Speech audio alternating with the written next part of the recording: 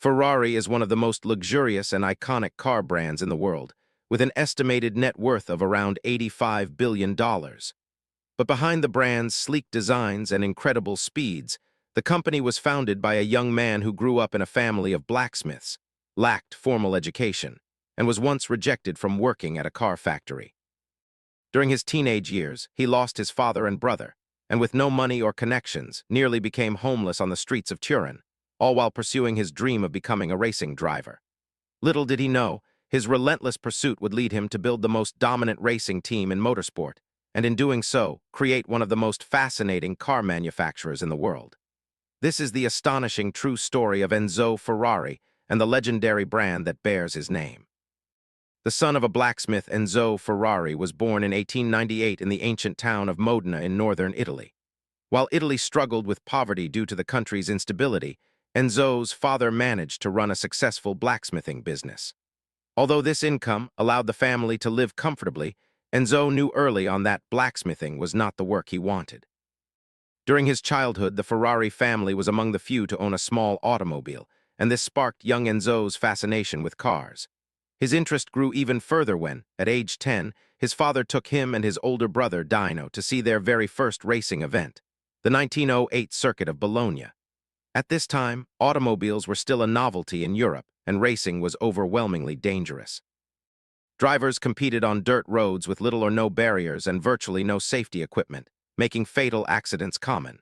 Despite these dangers, Enzo immediately knew this was precisely what he wanted to do in life. He wanted to be a racing driver. His dreams, however, were dramatically interrupted when, in April 1915, Italy entered the First World War. Dino enlisted in the army, and Enzo had to roll up his sleeves to help his father at the workshop. Sadly, his father contracted pneumonia and passed away a few days later in 1916. With him gone, the business was abandoned. And to make matters worse, Dino would also die that same year from an illness contracted on the front lines. At just 18 years old, Enzo's comfortable life was gone. Jobless, penniless, and desperately alone, he took odd jobs to survive until he was drafted into the Italian army in 1917, where he was tasked with shoeing mules in freezing conditions. Shortly after, Enzo fell severely ill from a pandemic that was claiming the lives of tens of millions at the time, the Spanish flu. Fortunately, his early hospitalization allowed him to survive. After the war ended, Ferrari returned home at the lowest point of his life. Haunted by the war and the loss of his family, he became determined to rebuild himself and follow his dreams to escape his harsh reality. So he traveled to the city of Turin, the center of Italy's automotive industry, with only one goal in mind: to become a racing driver. The racing journey upon arrival in Turin, and with a letter of recommendation from the army, Enzo approached Fiat, one of Italy's leading automobile companies, asking for work. However, Fiat rejected him. And so, Enzo was forced to rely on his meager savings and wandered from one place to another until eventually finding a job at a small auto repair shop. The shop's main business was to remodel war trucks into passenger vehicles, and while Enzo became familiar with mechanical tasks, he felt unfulfilled. Luckily, he would soon meet a friend who would transform his life: Ugo Civicsai, a former bicycle racer transitioning into the automotive industry. Ugo introduced Enzo to a new car manufacturer in Milan named CMN, where Enzo was hired as a test driver and delivery man. Although CMN was a relatively small company, they were building something that Ferrari desperately sought after: race cars. After several months, Enzo used all of his savings to finance an automobile. And in 1919, he got his first race car at age 21, a CMN 1520. Soon, he debuted at the Parma Poggio di Berceto, where he was up against some of the best drivers in Italy, driving Fiats, Opels, Bugattis, and Alfa Romeos.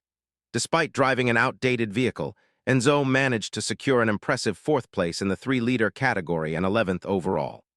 Encouraged by the start, he soon entered one of Italy's most popular and dangerous races, the Targa Florio. Unfortunately, mechanical failures coupled with heavy rain and snowfall resulted in a disappointing last-place finish for Ferrari. Frustrated, he decided to trade his vehicle for a more powerful one, a 1913 Isotta Fraschini. The next year, Enzo returned to the Parma Poggio di Berceto and managed to land 2nd place in the 7-liter category and 3rd overall. This result rapidly elevated Enzo's reputation as an amateur racer. Still, his major limitation was his lack of money. as the sport of auto racing has long been dominated by wealthy people who could afford the latest, most cutting-edge vehicles. However, thanks to his growing prominence, Enzo approached Alfa Romeo with a deal to acquire their latest and fastest model, the Alfa Romeo G1. Unfortunately, his order was delayed, and in the end, Enzo never received the car he wanted due to several issues with the model's production. Instead, he was offered another deal that would change his life forever. Joining Alfa Romeo in 1920, Alfa Romeo offered Ferrari a spot on their prestigious racing team, which Enzo gladly accepted. Almost overnight, Ferrari went from driving outdated vehicles to competing alongside legendary drivers like Antonio Ascari and Giuseppe Campari. Enzo debuted with Alfa at the Targa Florio race in 1920, where he secured second place. His first victory would finally come 3 years later at the Circuit of Savio in 1923. It was here where Enzo met Countess Paolina Baracca, mother of an Italian war hero pilot named Francesco Baracca. Paolina encouraged Ferrari to adopt the prancing horse emblem that her son painted on his aircraft to use on his cars for good luck. Enzo gratefully accepted her suggestion, though he would not use the emblem until establishing his own racing team some years later. This iconic symbol would eventually become synonymous with Ferrari itself. While racing for Alfa Romeo, Enzo successfully convinced the team to recruit his longtime friend Ugo Civicsi, a decision that greatly benefited the team. Civicsi quickly became renowned, winning several major races, most notably the 1923 Targa Florio. Tragically, just 4 months after his victory, Civicsi died during a crash while testing Alfa Romeo's P1 prototype. This devastating event deeply affected Enzo, even leading him to reconsider his career as a driver at one point. His stress deepened further when, in 1925, Alfa Romeo's leading driver, Antonio Ascari, also died in an accident during the French Grand Prix. Despite these losses, Enzo continued racing over the following years, but gradually became more interested in the organizational aspects of racing. Outside of motorsports, he had successfully run several Alfa Romeo dealerships in Italy and got married to a young woman named Laura Domenica Garello in 1923. Balancing personal responsibilities, Ferrari began reducing his racing engagements and focused instead on managing Alfa Romeo's racing division. His management significantly contributed to the team's success, especially through his recruitment of talented engineers like Luigi Bazzi and Vittorio Giano. Under their expertise, Alfa Romeo produced the P2, a car that dominated racing from 1924 to 1930, claiming 14 Grand Prix victories and achieving speeds over 120 mph. These successes positioned Alfa Romeo alongside Bugatti as the leading names in Grand Prix races during the late 1920s. However, Alfa and several other car manufacturers began to pull their money out of racing due to financial reasons, leaving many team members discontented. This caused several racers to create their own teams and purchase their own cars to compete alongside other wealthy amateurs. These arrangements became known as scudery and quickly became an attractive trend in Italy. There was just one problem, though. Many of these scudery were run by people who lacked organizational skills and insights into the auto industry, leading to many inconsistencies on the track. But for Enzo, this was a golden opportunity. He knew exactly what was needed to make a race team successful. So he decided to create a proper race team of his own, Scuderia Ferrari. Scuderia Ferrari in 1929, at the age of 32, Enzo joined forces with a group of wealthy car enthusiasts to establish Scuderia Ferrari in Modena, adopting the prancing horse emblem gifted by Countess Baracca as their team logo. While Scuderia Ferrari was an independent team, it acted as Alfa Romeo's unofficial racing division. Enzo secured an advantageous agreement with Alfa, allowing him to purchase their cars at wholesale prices. In return, Enzo convinced Alfa Romeo that any losses would be attributed to Scuderia Ferrari, while all victories would reflect positively on Alfa Romeo's reputation. However, the initial purpose of Scuderia Ferrari was simply to provide rich amateurs the chance to compete in Italy's racing calendar. But in reality, Enzo had different plans. He wanted to make his Scuderia the best race team there was, a premier name in Italian motorsports. To fund his vision, he cleverly secured financial and technical support through partnerships with automotive suppliers such as Pirelli for tires, Shell for fuel and oil, and Bosch for spark plugs in exchange for publicity on the tracks. Although Enzo was not the first to use such sponsorship arrangements, he played a big role in its consolidation. a practice still fundamental in racing today. He further bolstered his team by recruiting legendary drivers like Giuseppe Campari and Tazio Nuvolari. In their first season, Scuderia Ferrari achieved an impressive 9 victories out of 22 races. Over time, Ferrari would claim notable victories such as the Targa Florio, the Mille Miglia, and numerous Grand Prix races throughout the early 1930s. As the team grew, Scuderia Ferrari quickly became one of Europe's largest and most successful racing operations.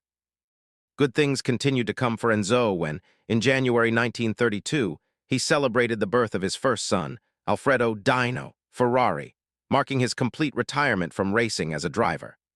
However, tensions arose with Alfa Romeo, who, amidst their financial difficulties, became hesitant to continue supplying top-tier vehicles to Enzo's team. Moreover, the emergence of powerful German manufacturers like Mercedes and Auto Union, backed by substantial Nazi government funding, began dominating Grand Prix racing in the 1930s, leading to declining results for Scuderia Ferrari. This downturn resulted in the loss of key drivers who switched to better-funded teams. Ultimately, in 1937, Scuderia Ferrari was bought out and dissolved by Alfa Romeo, who relocated operations from Modena to Milan and formed a new team called Alfa Corse in hopes of better competing with its German rivals. Enzo Ferrari was placed in charge of Alfa Corse, but struggled to match the Germans' superior resources in engineering. After 2 years, Ferrari was fired due to disagreements over the team's direction, which left him feeling betrayed after dedicating 20 years of his life to Alfa Romeo. Adding insult to injury, Alfa also barred him from using his own name on any automobile or team for 4 years. Despite the setback, Enzo knew his accomplishments were significant. Scuderia Ferrari had secured 144 victories in 225 races, and after its dissolution, he had received more than 1 million lire as a reward. With that money, Enzo set out to fulfill his dream and finally opened his very own automobile company in 1939. Little did he know his company would soon fall onto a very different path. Opening his own car company after leaving Alfa Romeo, Enzo Ferrari founded his automobile company in Modena in 1939, Auto Avio Costruzioni. He quickly hired talented engineers to create a race car that combined speed with elegance. The result was the Model 815.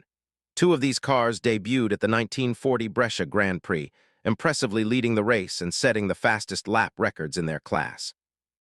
Unfortunately, mechanical failures prevented both cars from finishing.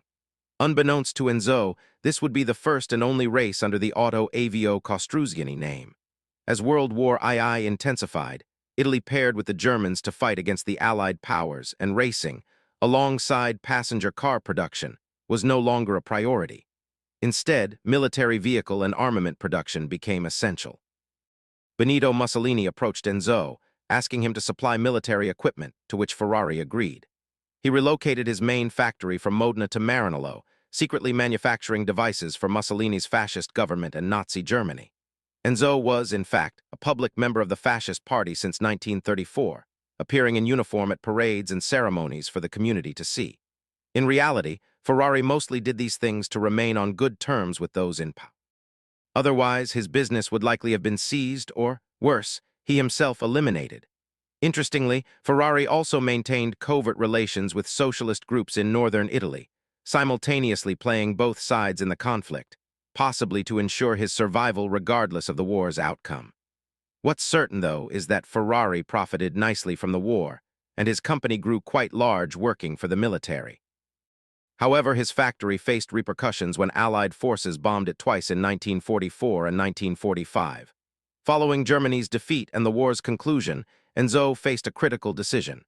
Despite Italy's enormous reconstruction demands presenting lucrative opportunities in the machine tool industry, Enzo abandoned that path entirely. Instead, he risked everything by returning to his long passion, racing. He recruited his old friends and engineers Gioacchino Colombo and Luigi Bazzi to design a sleek, powerful race car. And this new car would be the very first to bear his name. The Ferrari 125S, the rebirth of Ferrari, the Ferrari 125S featured a sophisticated 1.5-liter 12-cylinder engine with an impressive top speed of 130 mph.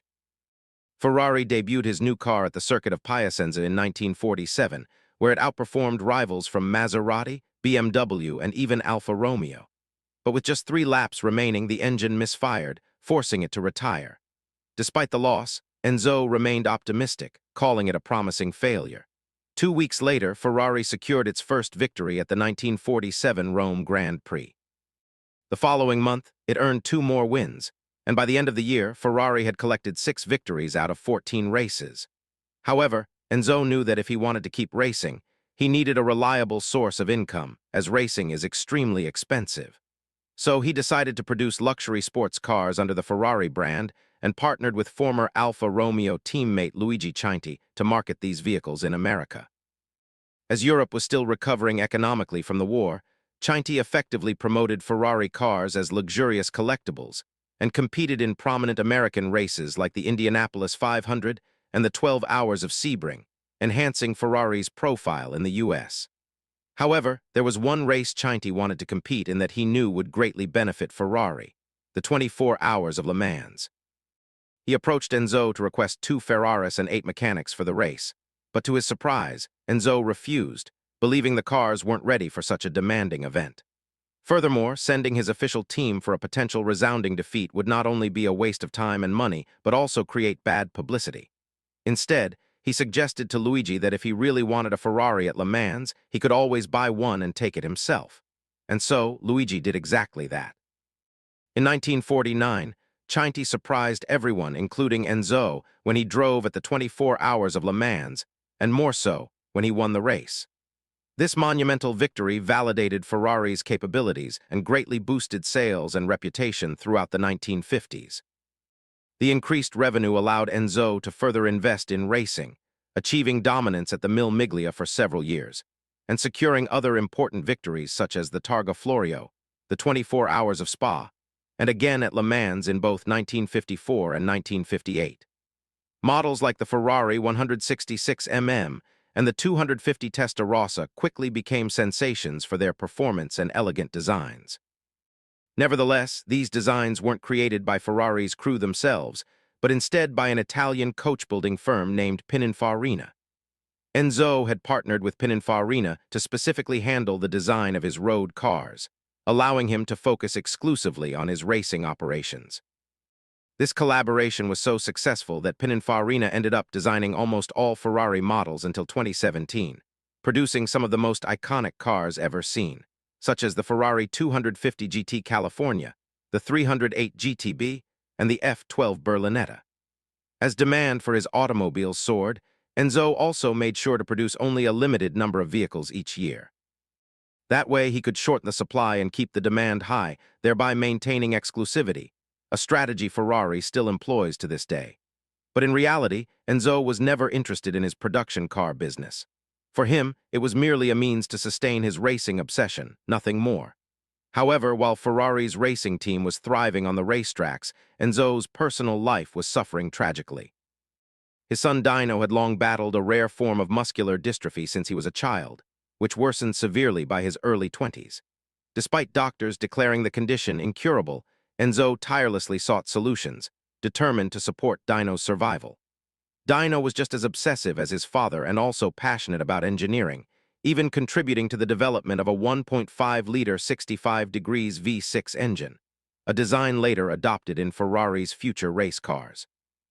Sadly, Dino never witnessed the success of his creation because, in June 1956, he passed away at just 24 years old. Dino's death devastated Enzo profoundly, and in truth, he never fully recovered. Those who knew him closely remarked he was never the same after, becoming more isolated and emotionally detached from others. In tribute to his son, he began wearing dark glasses for most of his life and visited Dino's grave each morning before work. However, this wouldn't be the last time that death would alter his life. In the perilous world of motorsports, tragedy was a constant threat, and Enzo Ferrari was about to face the consequences of what it takes to pursue victory at any cost. Industrial Saturn, by the mid-1950s, Scuderia Ferrari was still enjoying success, but the competition had begun to change. New British rivals Cooper and Lotus were revolutionizing Formula One with mid-engine designs that outperformed the traditional front-engine models. Now, even Ferrari's powerful V12 and V6 engines were being bested by smaller, more agile cars. While most teams quickly adapted to the mid-engine trend, Enzo stubbornly stuck to his old ways. To him, raw power was everything, and he always believed his drivers could make up the difference. That belief would come at a terrible cost. The intense pressure to win, despite outdated designs, made his drivers more reckless than ever before, leading to multiple fatal accidents. One of the most tragic occurred during the 1957 Mille Miglia, a 1,000-mile race held on public Italian roads. Alfonso de Portego, a charismatic Spanish nobleman, was driving a Ferrari 335S at over 150 mph when a tire exploded, causing a catastrophic crash that killed him, his co-driver, and 9 spectators, including 5 children. As a result, Enzo Ferrari was charged with 11 counts of manslaughter. The following year, 2 of his most prominent young racers, Luigi Musso and Peter Collins, were also killed on the track during the 1958 Formula One championship. By now, Enzo had become one of the most hated men in Italy, the very nation he helped elevate in motorsports, which affected him personally. Even the church entered the feud, accusing Ferrari of negligently taking lives in his pursuit of racing glory and comparing him to the Roman god Saturn, a deity who devours his own children to survive. Under pressure from the Vatican, Italy seriously considered banning motorsports entirely, leaving fans paralyzed and enraged at Ferrari. Ultimately, it was Ferrari himself who would help reverse this decision. Enzo and his legal team presented a compelling defense. After thorough investigation, they argued that the main cause of accidents was not team negligence, but the lack of safety regulations and the poor infrastructure of the racetracks. At the time, cars still raced on narrow public roads with no seat belts, no protective barriers, and virtually no oversight. While many team members had petitioned the organizers for better safety norms, those requests were rarely acted upon. In the end, Ferrari proved to be right. The church cleared Enzo of their allegations, and in 1961, the judge finally ruled all charges against him to be dropped. Still, though, despite dealing with extensive court cases, losing key drivers, and the spiraling cost of developing race cars, Ferrari had managed to catch up with its rivals and won both the Formula One and World Sports Car Championships in 1961. But in return, they had drained all of their resources. Ferrari's car sales were no longer enough to sustain its racing operation, and the company was now on the verge of bankruptcy. That's when Ford decided to pay a visit to Ferrari. Ford versus Ferrari. While Ferrari cars were appreciated for being hand-built with high-quality materials, the drawback was that they were much more expensive to produce. Of course, Enzo sold them at a profit, but because most buyers financed their cars, Ferrari had to wait several years to make back his money. This became a problem.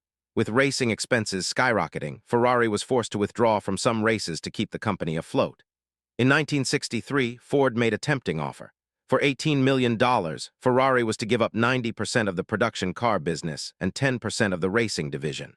Enzo, who sold just about 500 cars a year, agreed, but under one condition: he would retain total control over Scuderia Ferrari.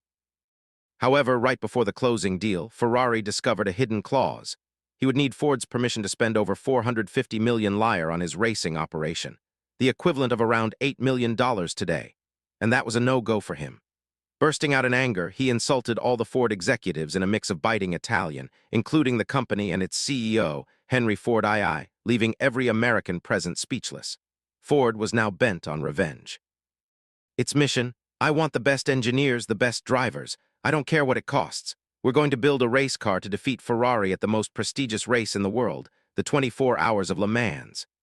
At the time, Ferrari had dominated Le Mans for years and was set on winning again.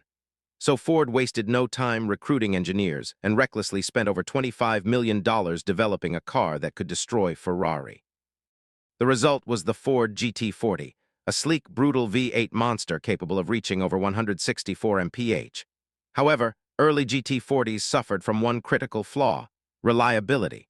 None of the Fords competing at Le Mans in 1964 and 1965 even managed to finish the race, all due to mechanical failures. It was an embarrassing look for Ford, even more so as they watched Ferrari win both races those years. But by 1966, and after numerous refinements, the GT40 finally made its breakthrough.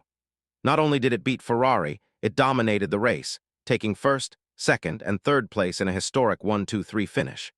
Over the next 3 years, Ford continued to win the 24 Hours of Le Mans and other major races, making the GT40 one of the most successful endurance race cars in history.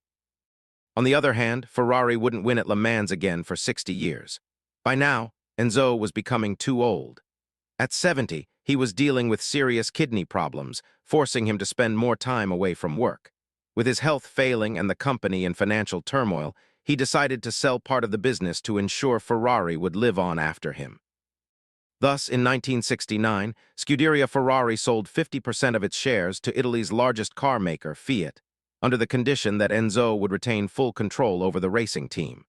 Over the years, that number would increase to 90%. With Fiat's backing, Ferrari ramped up its road car production and stabilized financially, allowing Enzo to finally meet his racing expenses, at least for the time being. Meanwhile, race competition was getting more intense, and Enzo's slow response to adopting new aerodynamic concepts prevented his team from winning the Formula One championship for years. However, while Ferrari struggled on the racetracks, a new member joined the team who would not only lead Ferrari back to glory, but completely transform the company into what we know today. The great comeback in 1974, Enzo appointed his 26-year-old assistant, Luca di Montezemolo, as team director of Scuderia Ferrari. Montezemolo acknowledged that Enzo's autocratic management style often caused friction among team members, which led to a lack of direction. So Luca immediately restructured the whole team, hired key figures such as Austrian driver Niki Lauda, and worked closely with chief engineer Mauro Forgari to develop a new generation of race cars, the 312T series. The 312T featured a revolutionary transverse-mounted gearbox positioned ahead of the rear axle. This greatly improved the car's agility and responsiveness thanks to better weight distribution. And paired with a powerful flat 12 engine, Ferrari was once again a worthy contender on the racetrack. The 312T series went on to win 27 Grand Prix races, leading to 4 constructors and 3 drivers' championships, making it one of the most successful designs in Formula One history. It was clear that Montezemolo's leadership was vital to Ferrari's success. But unfortunately, his time there was short-lived, as he left the team in 1977 for other assignments with Fiat. Following his departure, the 1980s proved challenging for Ferrari. McLaren and Williams dominated F1, and the company also struggled in the commercial market due to a global recession and increased competition from other luxury car makers. At the same time, Enzo's age and deteriorating health had weakened him drastically. Even so, he continued to work fervently, doing everything he could to regain success on the racetrack. But by 1988, his condition worsened, forcing him to remain bedridden. A few weeks later, Enzo passed away in his hometown of Modena at the age of 90. After his death, the heir to the company was passed down to his second and only surviving son, Piero, who was born from an affair Enzo had during the Second World War. Though Piero inherited a 10% stake in the company, he never showed interest in becoming head of Ferrari, believing it would be impossible to match his father's legacy. Instead, he preferred to work behind the scenes, assuming a supportive role as vice chairman. Meanwhile, Ferrari continued to falter, sinking further into debt. Finally, in 1991, they decided to bring back the man who had once saved them, this time as chairman and CEO, Luca di Montezemolo. Under Luca's leadership, they invested heavily in rejuvenating Ferrari's sports car lineup and hired key individuals who helped restore the team's racing success, with legendary driver Michael Schumacher winning an impressive 5 consecutive drivers' championships from 2000 to 2004. Montezemolo also expanded Ferrari's brand beyond racing, licensing merchandise and lifestyle products that added significant revenue and brand visibility. His leadership pulled the company out of debt and transformed it into a profitable sports car manufacturer, a feat it had long struggled to achieve ever since its inception. However, issues over decision-making, coupled with Montezemolo's increasing activities outside Ferrari, led to him being sacked from the company in 2014. Still, Ferrari continued to grow in terms of sales and volume, and eventually was spun off from its parent company, Fiat, to become a standalone, publicly traded entity in 2016. This decision would make Ferrari one of the most valuable companies in the world, with its market cap soaring to over $80 billion in recent years. Today, Ferrari continues to expand into fashion and luxury markets, but still retains its core focus in racing, remaining as the oldest and most successful Formula One team in history, a testament to the man who refused to stop at nothing to make his dream a reality. Thanks for watching. If you enjoyed this story, hit like, drop a comment, and subscribe for more. Take care, and I'll see you in the next one.